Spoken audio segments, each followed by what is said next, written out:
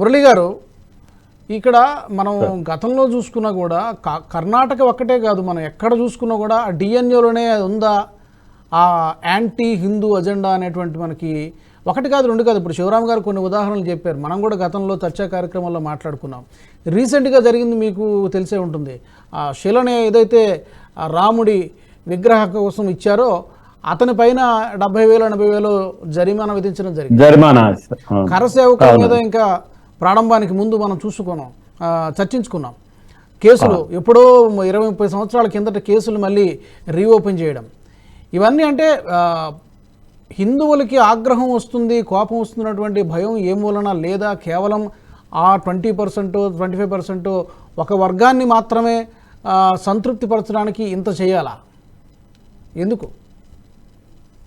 అది they take Hindu oats for granted. ఎందుకంటే మీరు చూడండి, నేను ప్రతిసారి చెప్తుంటాను రాజు గారు, రాజకీయ పార్టీలు ఏదైనా ఒక రాజకీయ పార్టీ హిందువులుగా అడ్రస్ చేస్తారా ఈ దేశంలో? ఎప్పుడైనా మీరు విన్నారా ఏదైనా పొలిటికల్ పార్టీ హిందువుల కోసం లేదా హిందువులు అనే వర్డ్ ఉపయోగిస్తారా?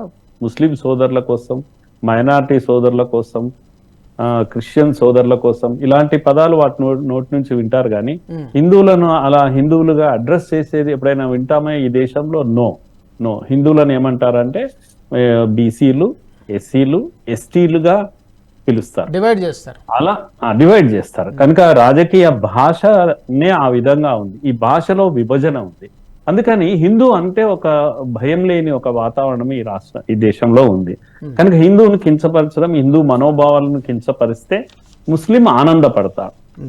కనుక వాడికి ఆనందాన్ని ఇవ్వడానికి, వాడికి ఆర్థిక సహాయం చేయడానికి, వాడి యొక్క ఆర్థిక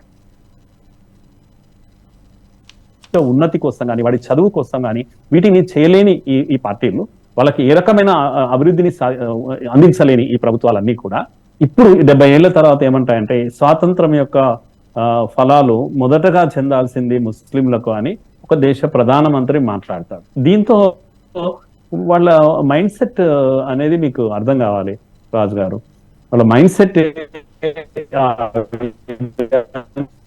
ఉంది, వాళ్ళ డిఎన్ఏ ఆ విధంగా ఉంది, నెహ్రూ కాలం నుంచి కూడా ఆ విధంగా ఉంది. ముస్లింలు అని సంబోధించడంలోనే సెక్యులరిజం అని అనుకుంటారు. హిందూ అనే పదాన్ని, కాషాయం అనే పదాన్ని కాషాయీకరణ, విద్యా కాషాయీకరణ అని మాట్లాడతారు కమ్యూనిస్టులు. అంటే కాషాయము అనేది అంత ఎలర్జీ ఎందుకు మీకు? If something is getting saffronised, so it is only colour కదా, saffron is a colour, then why you find some allergy? ఎందుకు మీకు ఆ రంగు అంటే ఎలర్జీ? సాఫ్రాన్ అనేదే లోపంగా చూపిస్తారు ఎందుకు? సాఫ్రనైజేషన్ జరుగుతుంది అంటే హిందుత్వము వస్తుంది అని. కనుక హిందుత్వము కాదు, ఇది సెక్యులర్ కంట్రీ అని చెప్పండి, హిందుత్వమే ప్రధానం కాకూడదు అని చెప్పండి, కానీ సాఫ్రనైజేషన్ ఆఫ్ ఎడ్యుకేషన్ అని వాడుతుంటారు. కనుక పొలిటికల్ లాంగ్వేజ్ కూడా మనం స్టడీ చేయాలి, దాన్ని విశ్లేషించాలి. లాంగ్వేజ్ లోనే విభజన ఉంది, వాళ్ళ భాషలోనే విభజన ఉంది.